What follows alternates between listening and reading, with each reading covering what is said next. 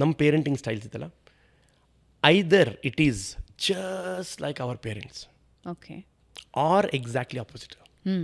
ಹಾಗೆ ನಮ್ಮ ಫಾದರ್ ನನಗೆ ಅಗ್ರೆಸಿವ್ ಆಗಿ ಸ್ವಲ್ಪ ಹೊಡೆಯೋದು ಬಡಿಯೋದು ಅದು ಮಾಡಿ ಮಾಡಿ ಬೆಳೆಸಿದ್ರೆ ಸಂಹೌ ನನಗೆ ಅದೇ ನೇಚರ್ ಬಂದಿರುತ್ತೆ.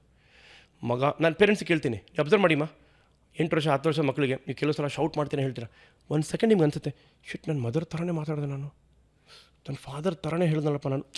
Because we automatically we become them. Or ಸ್ವಲ್ಪ ಕಾನ್ಷಿಯಸ್ ಆಗಿ ಪೇರೆಂಟ್ಸ್ ಏನು ಮಾಡ್ತಾರೆ, ನನಗೆ ಬೇಕಾಗಿರೋ ಎಲ್ಲ ಏನೇನೋ ಇತ್ತು, ನನಗೆ ಬೇಕಾಗಿತ್ತು, ಆಟ ಸಾಮಾನು ಇರಲಿ, ಲೈಫಲ್ಲಿ ಅದು ನನಗೆ ಸಿಕ್ಕಿಲ್ಲ, ನಂಗೆ ದೊರಕಿಲ್ಲ. ಯಾಕೆ? ಏನೋ ಕಾರಣ, ಫೈನಾನ್ಷಿಯಲ್ ಪ್ರಾಬ್ಲಮ್ಸ್ ಇತ್ತು, ಫಾದರ್ ಸ್ಟ್ರಿಕ್ಟ್ ಇದ್ದರು, ಮದರ್ ಸ್ಟ್ರಿಕ್ಟ್. ನನ್ನ ಮಗುಗೆ ನಾನು ಅದೆಲ್ಲ ಎಕ್ಸಾಕ್ಟ್ಲಿ ಆಪೋಸಿಟ್ ಮಾಡ್ತೀನಿ. ಅವನು ಎಲ್ಲದಲ್ಲೂ ಅವ್ನು ಇರಬೇಕು, ಅವ್ನಿಗೆ ಎಲ್ಲದೂ ಕೊಡಿಸ್ತೀನಿ ನಾನು.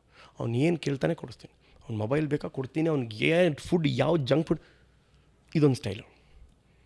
ಸೊ ಅದಕ್ಕೆ ಲಾರ್ಜ್ಲಿ 4 ಪೇರೆಂಟಿಂಗ್ ಸ್ಟೈಲ್ಸ್ನ ಸಜೆಸ್ಟ್ ಮಾಡ್ತಾರೆ. ಇಟ್ಸ್ ಬೀನ್ ಬೇಸಿಕಲಿ ಡಿರೈವ್ ಮಾಡಿರೋದು 4 ಪೇರೆಂಟಿಂಗ್ ಸ್ಟೈಲ್ಸ್. ಏನು?